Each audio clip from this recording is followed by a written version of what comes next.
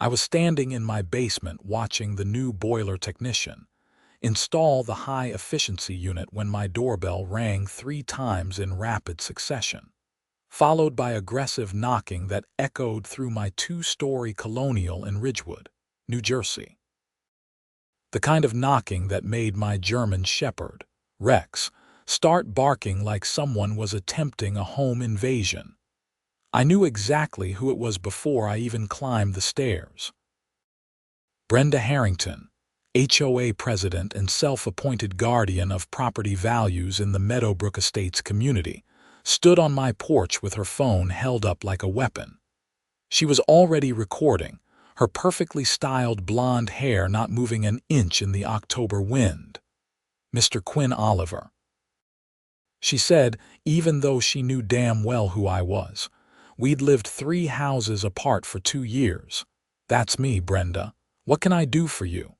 I'm here regarding the unauthorized construction taking place on your property." I looked behind me, then back at her. "What construction?" "Don't play dumb with me. I can see the contractor's van in your driveway. You're doing work without HOA approval." "I'm replacing my boiler. It's inside my house." Brenda's eyes narrowed. She was wearing one of those athleisure outfits that cost more than my monthly utility bill, and her manicured finger was already scrolling through her phone. Section 7, Subsection 3 of the Meadowbrook Estates HOA bylaws clearly states that any modifications, improvements, or replacements of major systems require written approval from the Architectural Review Committee before work begins. Major systems inside my house. Any major systems, period. It doesn't specify exterior only. I felt my jaw clench. "My 20-year-old boiler died 2 days ago, Brenda. It's 40 degrees outside. I have a wife and 2 kids. I wasn't going to wait 3 weeks for you to decide if I can have heat. That's not my problem. The rules apply to everyone equally. The rules are insane." She tapped something on her phone with a flourish. "I'm documenting this violation. You'll be receiving a formal notice within 24 hours. If you proceed without approval, you'll face fines of $500 per day until the violation is remedied." "Remedied how? You want me to rip out the new boiler?" "That's for the board to decide at the next meeting. I suggest you attend." She turned on her designer sneakers and walked back down my driveway, still recording everything. The contractor's van had the company logo plastered across both sides, and she made sure to get a close-up of it before climbing into her white Lexus SUV. I went back downstairs where Rick, the boiler guy, was connecting the last few pipes. He'd overheard everything. "Man, I've been doing this for 15 years, and I've never heard of an HOA trying to regulate equipment inside the house. That's a new level of crazy. Can you finish today?" "Yeah, we're almost done. Another hour, maybe 2. "Good. Get it done." My wife Sarah came home around 5 with our kids, Emma and Jake, both under 10 and complaining about being cold the second they walked in. The new boiler was running by then, and the house was finally starting to warm up. "How much did it cost?" Sarah asked while making dinner. $8,000. Insurance covered some of it since the old one had a crack that could have been dangerous. That's good at least. Brenda stopped by. Sarah stopped chopping vegetables. What did she want? Says we needed HOA approval to replace the boiler. That's ridiculous. It's inside our house. That's what I said. She's threatening $500 a day in fines. Sarah put the knife down. Can she do that? I don't know. I'm going to call our real estate lawyer tomorrow. The formal notice arrived via certified mail the next morning at 9 a.m. It was 3 pages long, printed on official Meadowbrook Estates HOA letterhead, and cited no fewer than 8 different bylaw violations. According to Brenda's detailed account, I had failed to submit an Architectural Review Committee application, failed to obtain written approval before commencing work, failed to notify neighboring properties of construction activity, failed to post required contractor insurance documentation, failed to schedule a pre-construction inspection, failed to schedule a post-construction inspection, failed to pay the architectural review fee, failed to attend a mandatory consultation meeting. The letter concluded by informing me that I was being fined $500 per day starting from the date of installation, and that I was required to appear before the HOA board at their meeting on November 2nd, which was 2 weeks away. I called Marcus Pemberton, the real estate attorney who'd handled our house closing. His office was in Paramus, about 20 minutes away. "Quinn, how are you? Everything okay with the house?" "Not exactly. I've got an HOA situation." I explained everything while he occasionally made small noises of acknowledgement. When I finished, there was a long pause. "Did you read your CC and Articus when you bought the house?" "The what?" "Covenants, conditions, and restrictions. It's the document that governs the HOA rules." I skimmed it. It was like 80 pages. "Okay, can you send me everything? The original CC and Articus from your closing documents, this notice you just received, and any other HOA correspondence you have." "Yeah, I can do that today. I'll review it and get back to you. In the meantime, don't pay anything, don't sign anything, and document every interaction with the HOA."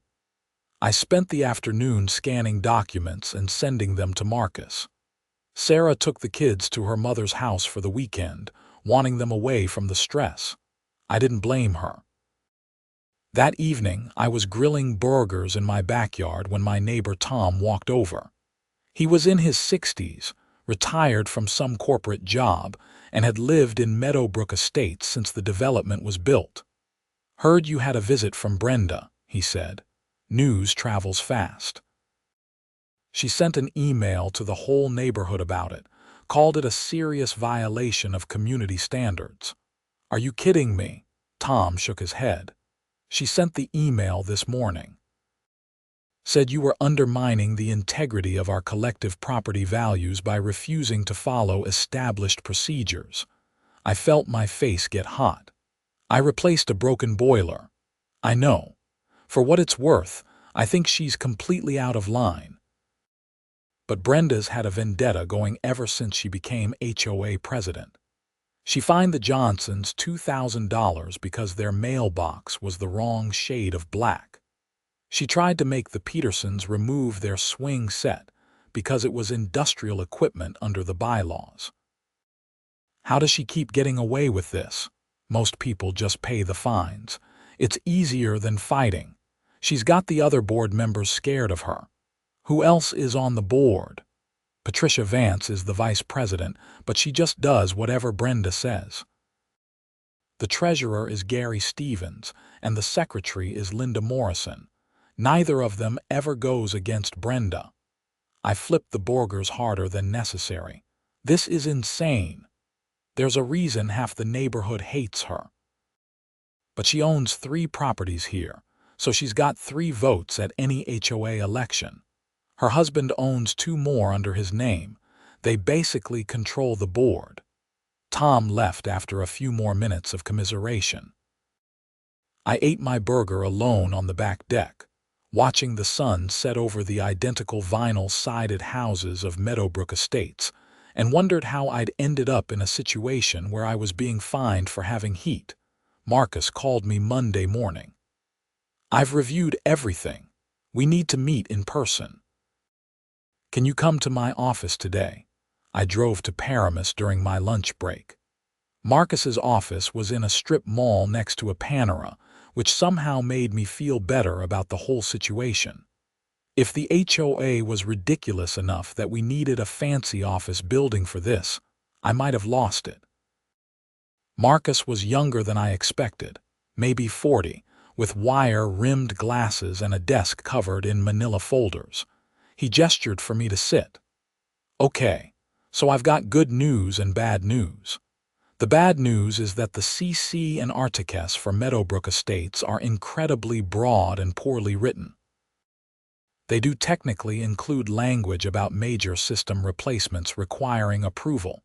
You're kidding. The good news is that the language is so broad and so poorly defined that it's likely unenforceable.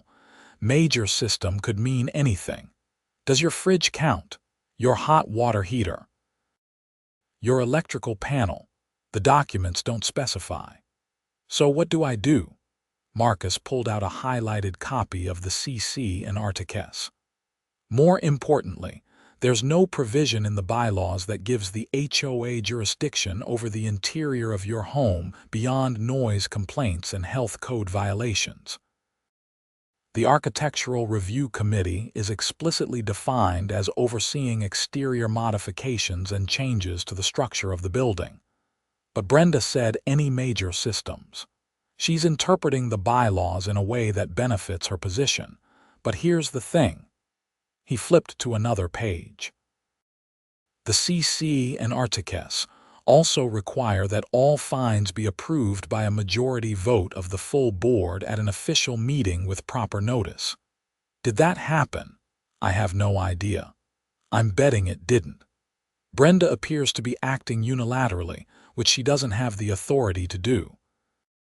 Additionally, $500 per day is excessive to the point of being punitive, which courts generally don't uphold in HOA cases. I felt a small weight lift off my chest. So what's our next move? I'm going to send a letter to the HOA on your behalf, contesting the fine and demanding documentation of their board vote. I'm also going to argue that the bylaws don't grant them jurisdiction over interior mechanical systems. That should buy us time until the November meeting. And if they don't back down, then we go to court. But most HOAs don't want to actually litigate. It's expensive and they usually lose. Marcus drafted the letter while I waited, printed it on his firm's letterhead, and handed me a copy.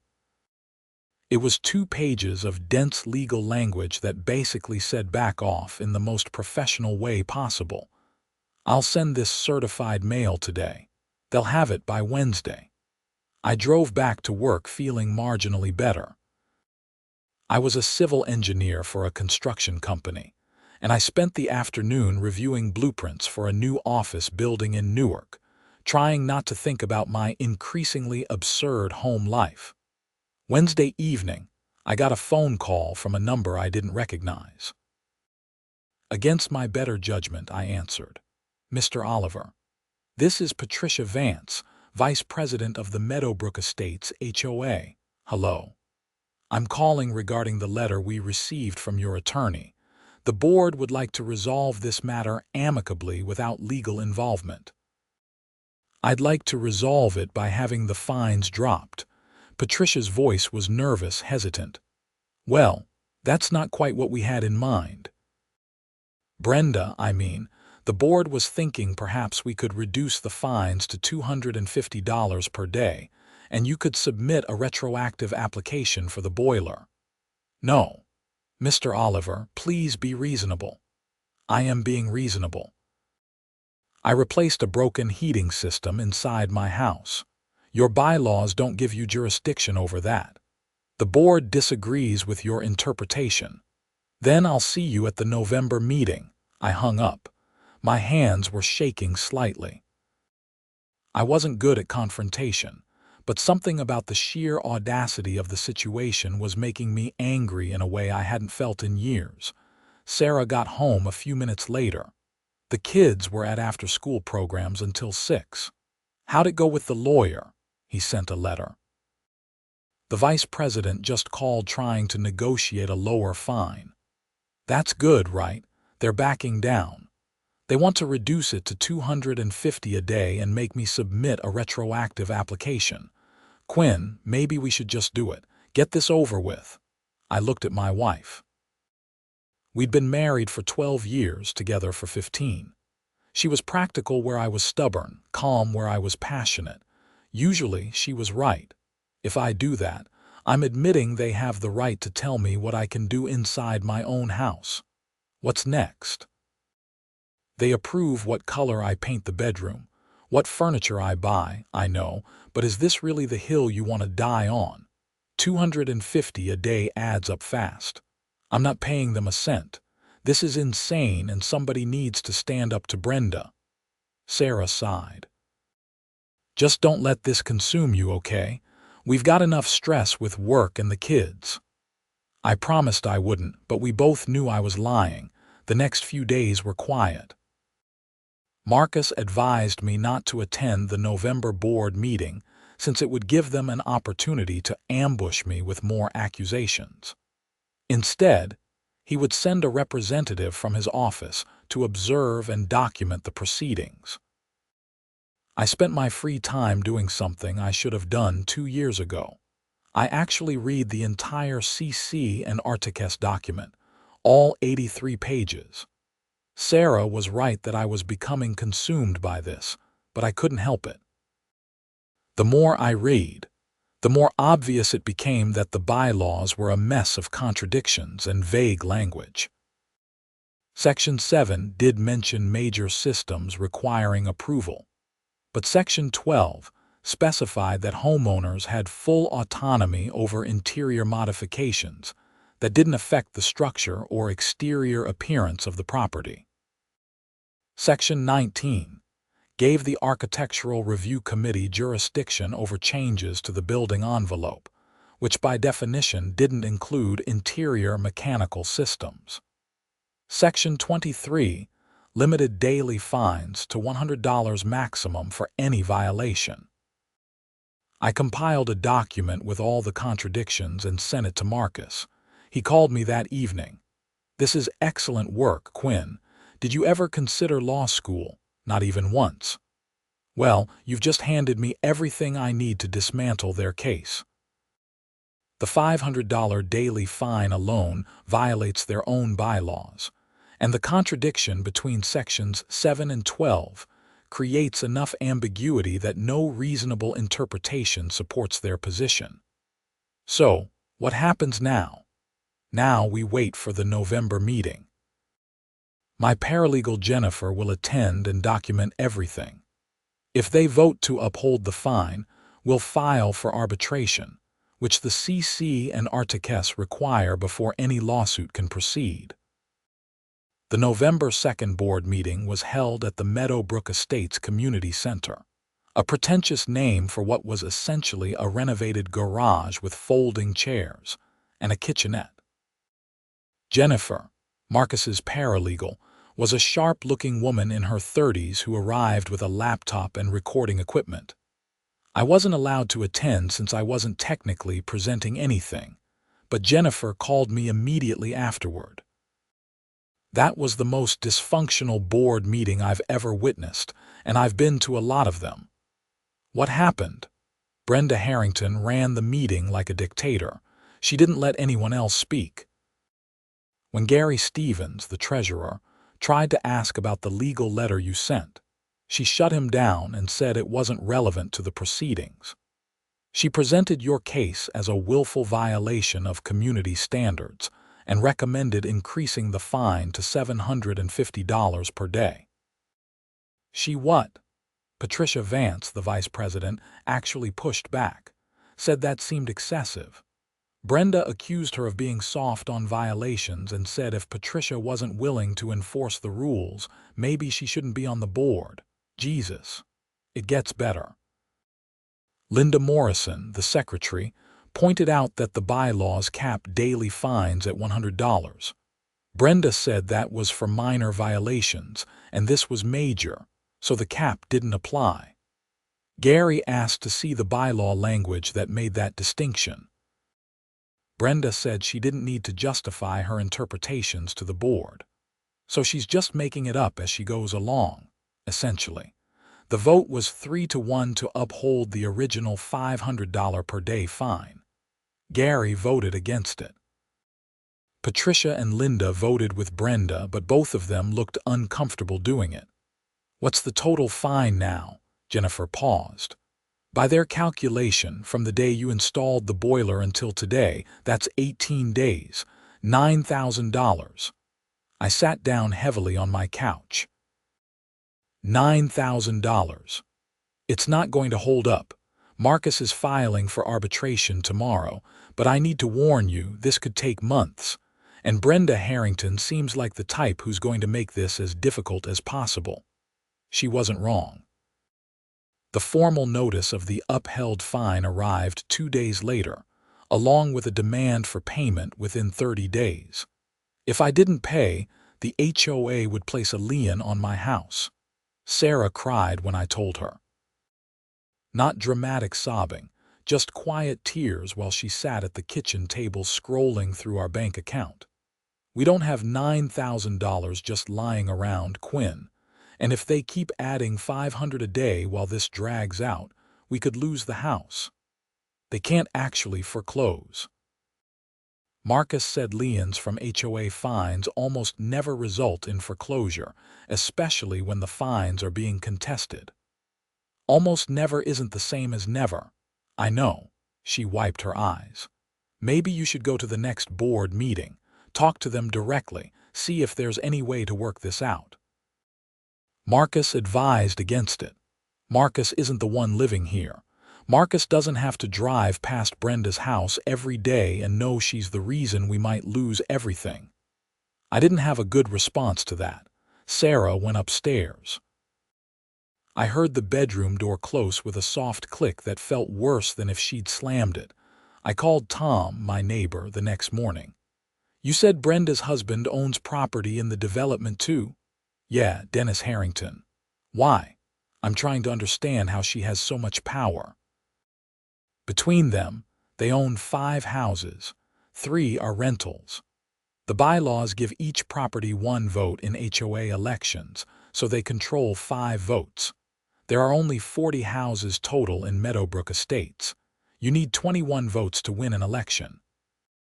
Brenda's got a guaranteed 5, plus Patricia and Linda always vote with her and they each own their homes. That's 7. She only needs to convince 14 other homeowners, and most people don't even show up to vote. That's how she keeps getting re-elected. Exactly. The last election, only 19 people voted total. Brenda got 12 votes and ran unopposed. When's the next election? January, but good luck finding someone willing to run against her. I thanked Tom and hung up. An idea was forming, probably a stupid one, but an idea nonetheless. Marcus filed for arbitration on November 9th. The arbitration process in New Jersey typically took 4 to 6 months to schedule, which meant I'd be accruing fines the entire time according to Brenda's logic. Marcus assured me that arbitrators almost always invalidated fines during the dispute period, but that didn't stop the HOA from sending me updated violation notices every week. By mid-November, the running total was $17,000. By early December, it was $24,000. Each notice came with increasingly threatening language about liens and legal action. I started attending HOA meetings as a homeowner observer.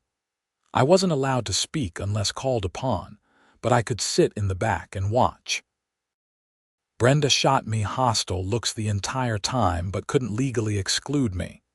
The December meeting was particularly illuminating. There were only 6 people in attendance. The 4 board members, me, and a homeowner named Susan Cho, who was there to complain about a street light being out. Brenda conducted the meeting like a military tribunal. Susan's street light complaint was dismissed in under 2 minutes because it was technically the township's responsibility, not the HOA's. Then Brenda moved on to violation reports. We currently have 3 active violations in the community, she announced. Mr. Oliver's ongoing unauthorized mechanical system replacement, totaling $28,000 in fines as of tonight's meeting. The Carmichael family's unapproved fence stain color, which they've been given until January to correct. And the Rodriguez property's holiday decorations, which exceed the allowable square footage by 12 square feet. Gary, the treasurer, raised his hand. Brenda, We need to talk about the Oliver situation. It's being handled. We've received a letter from his attorney requesting arbitration. If we proceed to arbitration and lose, the HOA will be liable for legal fees on both sides. That could be tens of thousands of dollars from the community budget. We're not going to lose. But what if we do? I've consulted with our insurance company, and they're saying the liability exposure here is significant. Brenda's jaw tightened. Gary, are you questioning my judgment? I'm questioning the financial prudence of pursuing a case that contradicts our own bylaw language. The bylaws are clear. They're actually not clear at all. Section 7 contradicts Section 12. Section 23 caps daily fines at $100. We're assessing $500. Our own rules don't support this. Linda, the secretary, nodded. Gary's right. I've been going through the documents and there are a lot of inconsistencies. Patricia, the vice president, looked like she wanted to sink through the floor. Brenda turned on all three of them with a look that could have melted steel. If this board isn't willing to enforce community standards, then you're all complicit in the degradation of our property values. Mr. Oliver ignored clear rules, refused to cooperate, and is now costing this community thousands of dollars in legal fees because of his stubbornness.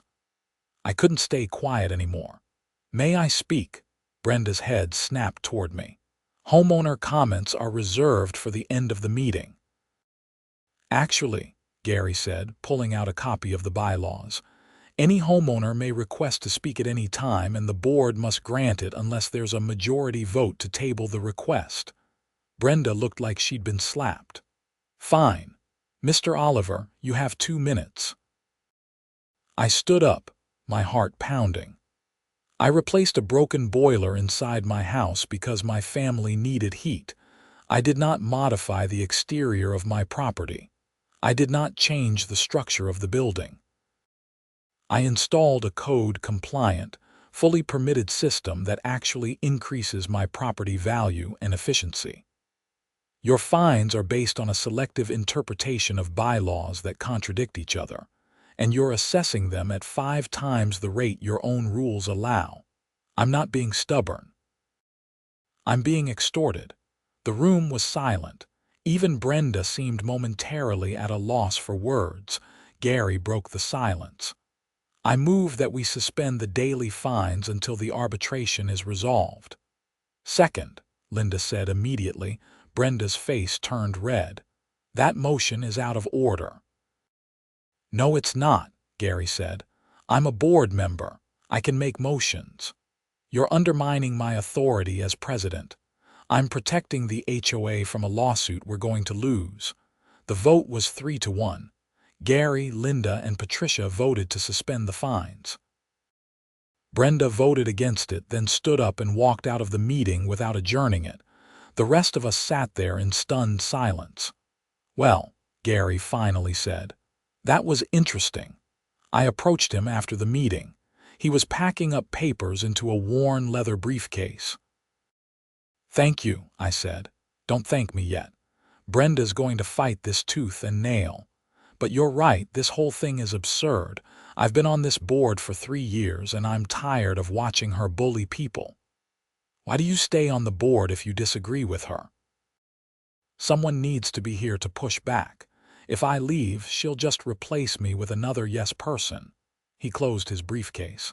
For what it's worth, I think you should run for president in January. What? Seriously? There's a lot of people in this neighborhood who are fed up with Brenda. You've already become something of a symbol by standing up to her. I think you'd have a real shot. I don't know anything about running an HOA, Gary laughed. Neither does Brenda, but that hasn't stopped her. Think about it. I drove home in a daze. The idea of running for HOA president seemed insane. I was a civil engineer, not a politician. But the more I thought about it, the more it made a certain kind of sense. If I won, I could drop the fines against myself and fix the bylaws to prevent this kind of abuse from happening again. Sarah was cautiously supportive when I brought it up. If you do this, you need to actually commit. Don't start something and then get overwhelmed and quit. I won't. And you need to be prepared for Brenda to make your life hell. She's not going to take a challenge lying down. That turned out to be an understatement. The day after the December meeting, I received a new notice from the HOA. Despite the board vote to suspend fines, Brenda was now accusing me of 18 additional violations, including improper storage of garbage cans, lawn maintenance deficiencies, unapproved exterior light fixture, mailbox requiring repainting, driveway containing visible oil stains, holiday decorations exceeding size limits, trees requiring trimming, gutters requiring cleaning, front door color non-compliance, window treatment visible from exterior not approved, and 8 more that were equally ridiculous. Each violation came with a separate $100 fine, for a total of $1,800, due immediately. I took photos of everything she'd cited. My garbage cans were in my garage. My lawn was dormant because it was December, but it had been mowed before winter. My exterior light fixture had been there when I bought the house. My mailbox was painted the approved black color. There were no oil stains on my driveway. I had no holiday decorations up. My trees were professionally trimmed last month. My gutters were cleaned in October. My front door was the approved colonial blue color from the HOA palette. My window treatments were simple blinds that you could barely see from the street. Every single violation was fabricated. I forwarded everything to Marcus, who called me within an hour. This is harassment, blatant, obvious harassment. Can we do anything about it? I'm going to file a complaint with the arbitrator and request an emergency hearing. This is retaliation for you speaking at the board meeting and for the board voting against her. New Jersey courts don't take kindly to this kind of conduct. What happens in the meantime? Document everything. Take dated photos of every supposed violation. If she sends more notices, keep them. If she contacts you directly, record the conversation if New Jersey's one-party consent law allows it, which it does. Build a case for harassment. I spent the weekend photographing my entire property. Every angle, every detail, my mailbox, my front door, my garbage area, my driveway, my lawn, my trees, my gutters. I created a cloud folder and uploaded everything with timestamps. Monday morning, I got another notice. This time, Brenda was fining me for having my contractor's van in my driveway during the boiler installation, claiming it was an unauthorized commercial vehicle on residential property. That fine was $500. Tuesday, I got a notice for noise violations during the installation. Another $500. Wednesday, a notice for disturbing community aesthetics. Another $500. By Friday, the new total was $4,300. I went to work, came home, took more photos, and forwarded everything to Marcus. Sarah stopped asking about it. The kids knew something was wrong but didn't fully understand. I was sleeping poorly, stress eating, and obsessively checking my mailbox. Tom stopped by one evening with a casserole his wife had made. Heard about the violation spam. Brenda's lost her mind. I'm running for HOA president in January. Tom's eyebrows shot up. Seriously? Gary suggested it. I figure if I win, at least I can stop her from doing this to other people. You've got my vote. I'll talk to some of the other neighbors too. There's a lot of people who want Brenda gone but are too scared to say anything. Why are they scared? Because of exactly what's happening to you right now.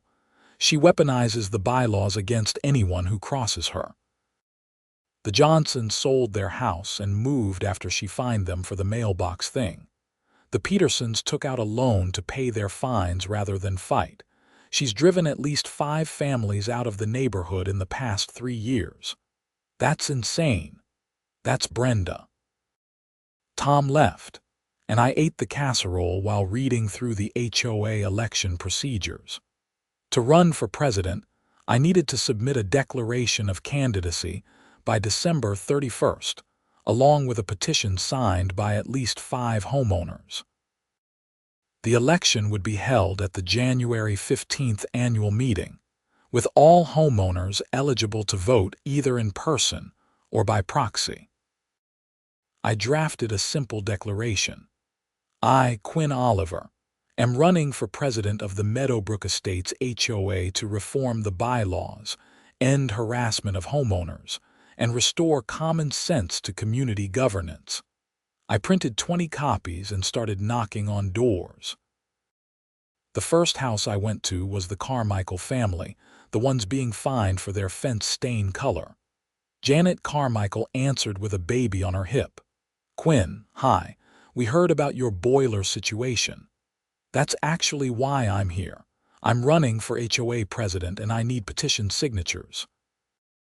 If I win, I'm going to drop all these ridiculous fines and rewrite the bylaws so Brenda can't abuse them anymore."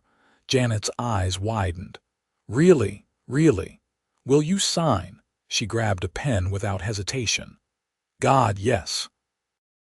She fined us $2,000 because we stained our fence with cedar tone instead of redwood tone. We showed her the receipt from the hardware store proving they are the exact same product from the same manufacturer with different names, and she didn't care. Said we should have verified the approved stain list first. If I win, that fine's gone. You've got our vote, both me and Robert. I got 7 signatures that first evening. Over the next 2 weeks, I knocked on every door in Meadowbrook Estates. Some people weren't home.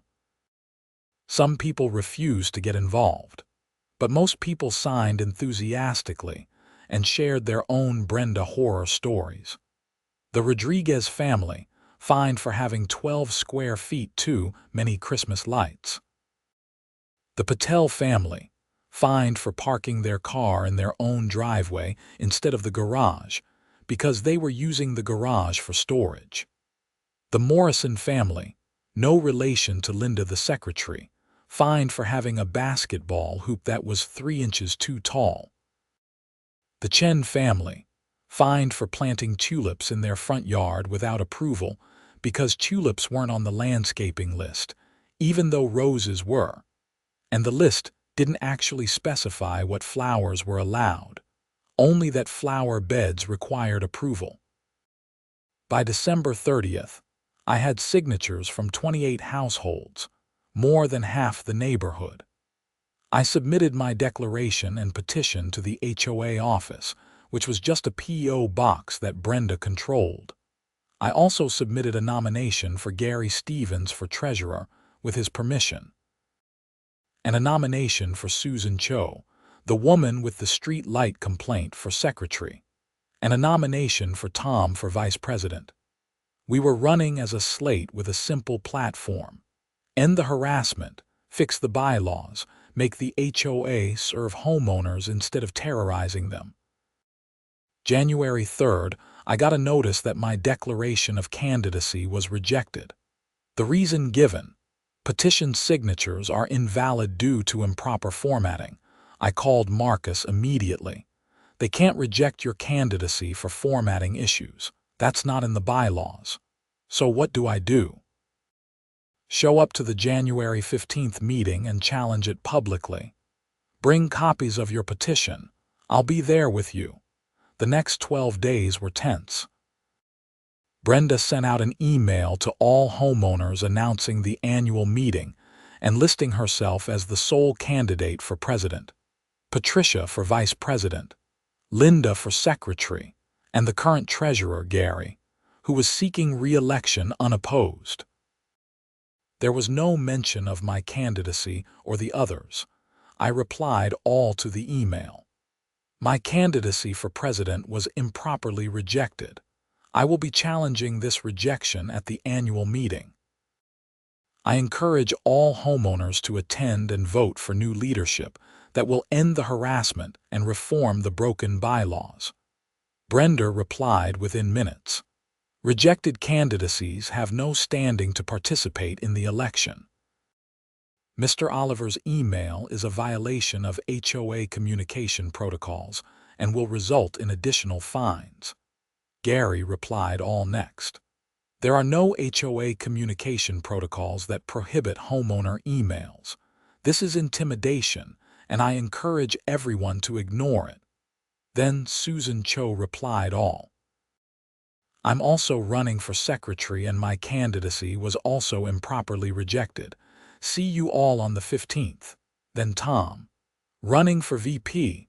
Also improperly rejected, also ignoring Brenda's threats. The email chain exploded. Homeowners who'd been silent for years started chiming in with their own grievances. The Morrison family shared photos of their 3-inch too-tall basketball hoop and the $2,000 fine they'd paid. The Patels shared documentation of being fined for parking in their own driveway. The Rodriguez family shared pictures of their 12 square feet of extra Christmas lights next to a ruler, demonstrating how absurd the measurement was. By January 10th, the email chain had over 100 messages. Brenda sent one final reply all. This email thread is closed. Further messages will result in communication violation fines. Nobody stopped emailing. The January 15th annual meeting was scheduled for 7 p.m. at the community center. I arrived at 6:30 with Sarah, Marcus, and printed copies of all my documentation. The parking lot was already full. I'd never seen more than 6 people at an HOA meeting. Tonight, there were at least 30 cars. Inside, every folding chair was taken. People were standing along the walls. Brenda sat at the head table with Patricia and Linda, looking like she'd swallowed something sour. Gary sat to the side, not at the table. Marcus set up a recorder on a tripod, visible to everyone. For the record, this meeting is being documented on behalf of my client, Quinn Oliver. Brenda's eye twitched. Recording requires board approval. New Jersey law allows recording of open meetings of governing bodies. HOA meetings are open meetings. No approval required. Brenda shuffled papers aggressively. Fine. Let's begin. The annual meeting of the Meadowbrook Estates HOA is now called to order. First order of business is election of officers. I stood up. Point of order. Sit down, Mr. Oliver. You're not a candidate. I'm challenging the rejection of my candidacy. Your challenge is noted and denied. Now sit down. Marcus stood. Mrs. Harrington, you don't have unilateral authority to deny challenges. The bylaws require a board vote. The board already voted to reject his candidacy. When? There's been no board meeting since December 12th. Brenda's face reddened. We voted via email. Email votes aren't valid under the bylaws. Section 11 requires all votes to occur at properly noticed open meetings. The room was dead silent. Patricia and Linda were staring at the table. Gary had a small smile on his face. Brenda stood up. Fine. I motioned to uphold the rejection of Quinn Oliver's candidacy on the grounds of improper petition formatting. Second, Patricia said weakly. Discussion, Gary said. I'd like to hear specifically what was improperly formatted. Brenda pulled out my petition. The petition lacks required header information, the signatures aren't properly dated, and the font size doesn't meet standards. What header information? The required header information. Which is what specifically? It's in the bylaws. No, it's not. I've read the bylaws cover to cover. There's no specification for petition formatting beyond requiring signatures and addresses. There's an addendum.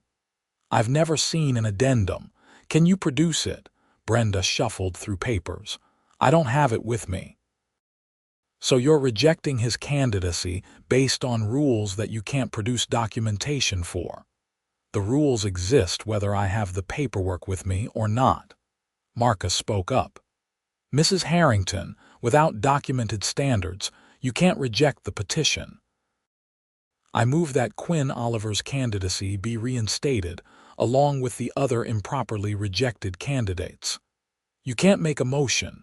You're not a homeowner. I am, Tom said from the back.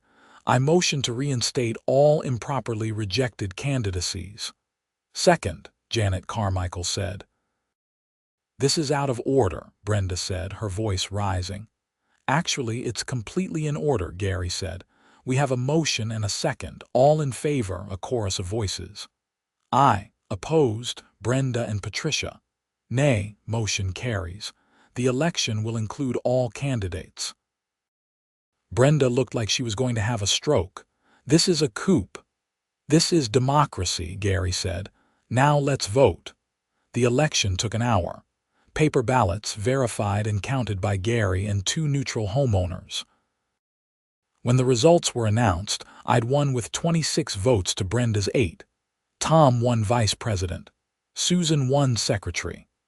Gary kept his treasurer position. Brenda stood up, grabbed her bag, and walked out without a word. Patricia and Linda stayed. As the first act of the new board, I motioned to suspend all outstanding fines pending a full review. Passed unanimously. I motioned to hire an outside attorney to review and redraft the bylaws to prevent abuse. Passed unanimously. I motioned to establish a formal complaint process for homeowners who felt they'd been unfairly treated by previous boards. Passed unanimously. The meeting ended at 9:30. People came up to shake my hand, thank me, tell me their stories. Sarah hugged me, tears in her eyes. I'm proud of you, she said. Marcus packed up his equipment.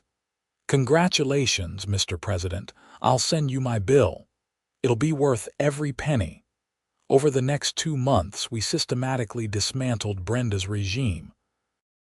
The bylaw review revealed that many of the fines she'd assessed had no basis in the actual rules.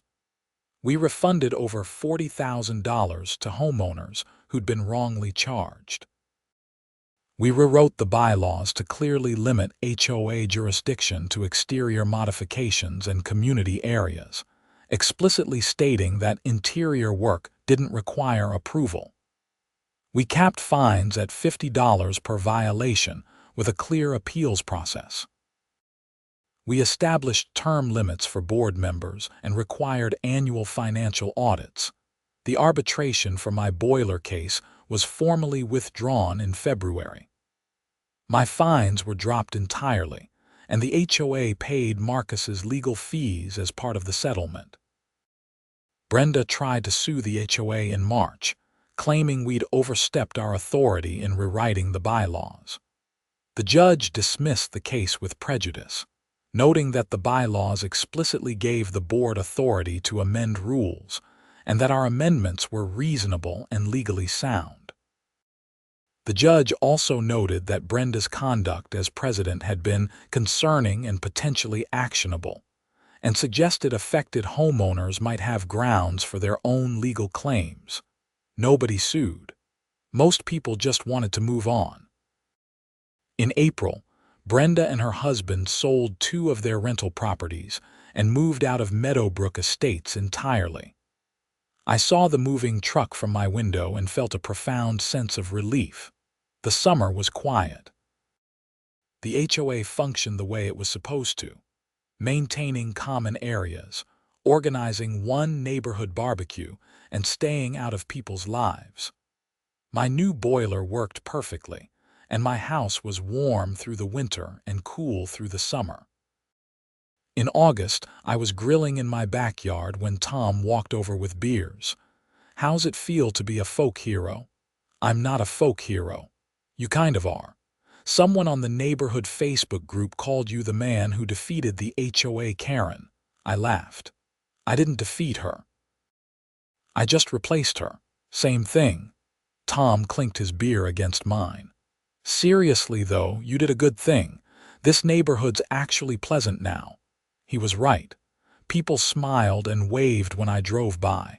Kids played in yards without worrying about violating some obscure rule. Someone had put up a little free library without asking permission, and nobody fined them for it. My phone rang. It was Marcus. Quinn, I wanted to give you a heads up. The state attorney general's office contacted me. They're investigating Brenda Harrington for potential HOA fraud. What? Apparently our case caught their attention and they started looking into her finances. Turns out she was diverting HOA funds into personal accounts. Small amounts over time, but it added up. They're talking about filing criminal charges. Jesus. It gets better. They found evidence she was doing the same thing at 2 other HOAs she ran before Meadowbrook Estates. She's apparently been running this scam for years. So what happens now? That's up to the AG, but I thought you'd want to know. In October, Brenda Harrington was arrested and charged with embezzlement, fraud, and misconduct in office. The story made the local news. I declined to be interviewed, but Gary spoke on behalf of the HOA, expressing shock and emphasizing that new financial controls were in place. The trial happened the following spring. Brenda pleaded guilty to reduced charges and was sentenced to 18 months in prison, followed by probation and restitution. She was ordered to pay back nearly $200,000 she'd stolen from various HOAs over a decade. I attended the sentencing hearing, not out of vindictiveness, but because I wanted to see justice actually happen. Brenda looked smaller than I remembered, older and diminished. When the judge asked if she had anything to say, she declined. Walking out of the courthouse, I felt a strange mix of satisfaction and sadness. Satisfaction that someone who'd hurt a lot of people was being held accountable. Sadness that it had ever gotten that far in the first place. Sarah was waiting in the car with coffee. How'd it go? 18 months. Good.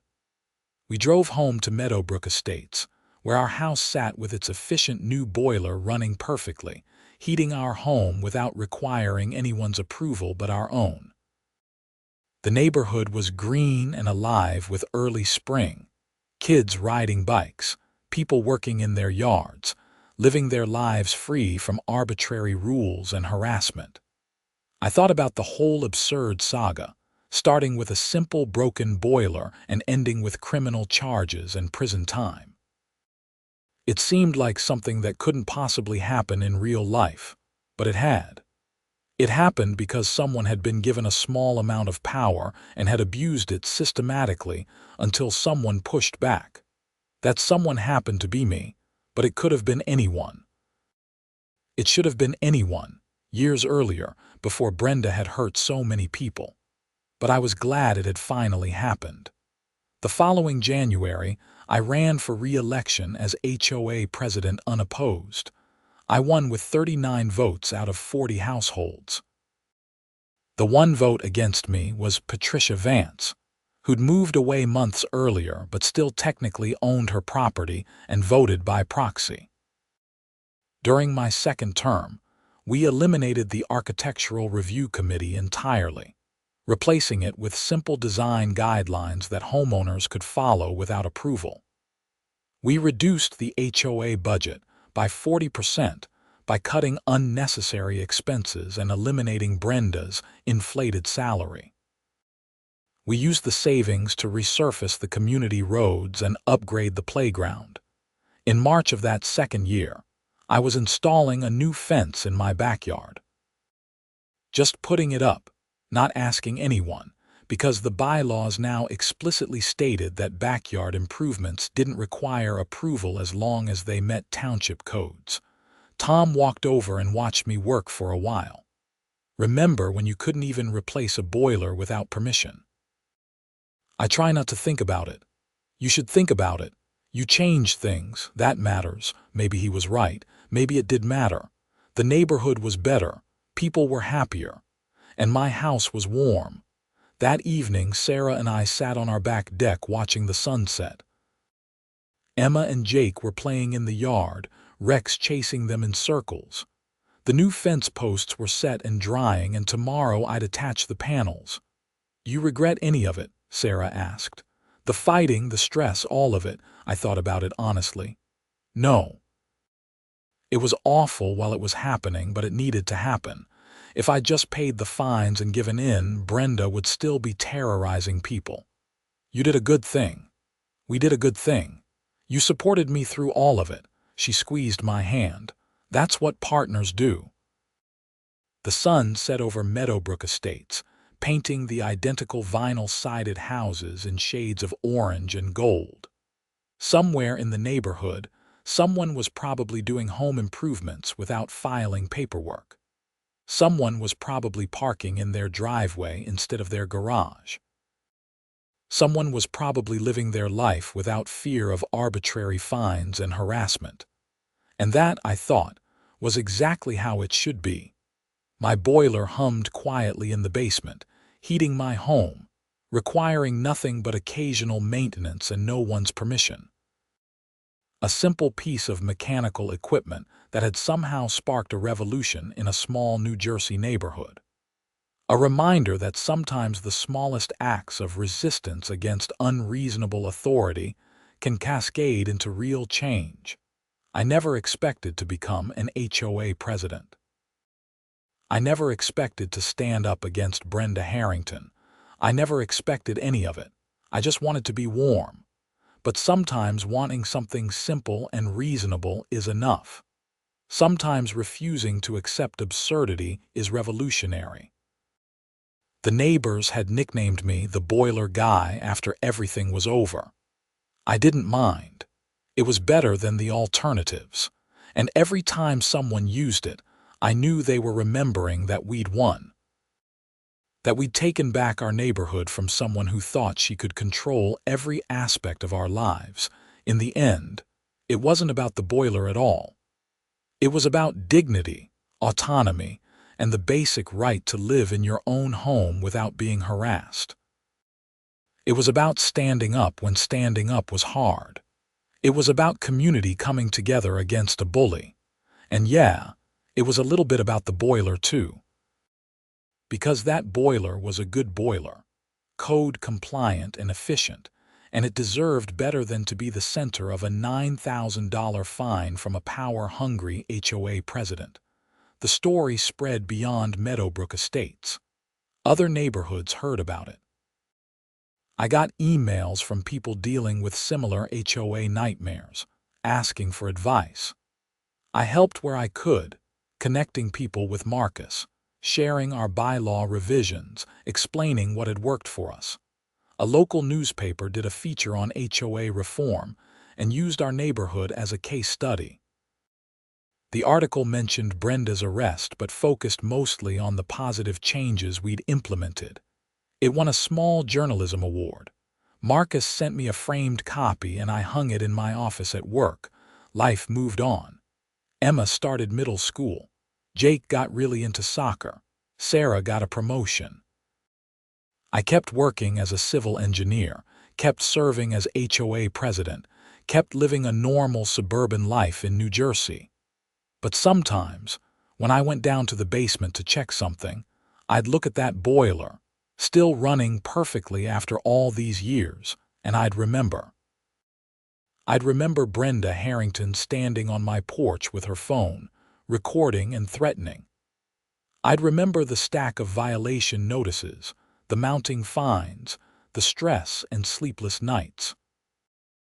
I'd remember the January night when 30 families showed up to vote, and the look on Brenda's face when democracy went against her.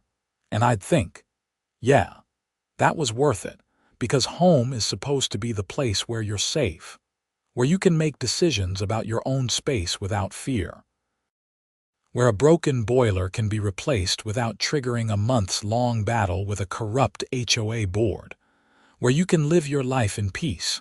That's what we fought for. That's what we won. And that boiler, humming away in the basement, heating my home through every winter, was a monument to that victory. A reminder that sometimes the smallest things matter most. Sometimes standing up for the right to install a heating system is standing up for something much bigger. The boiler would probably last another 20 years, long after my term as HOA president ended, long after people forgot the details of what had happened. But it would still be there, running quietly, keeping my family warm. And that, really, was all I'd wanted in the first place.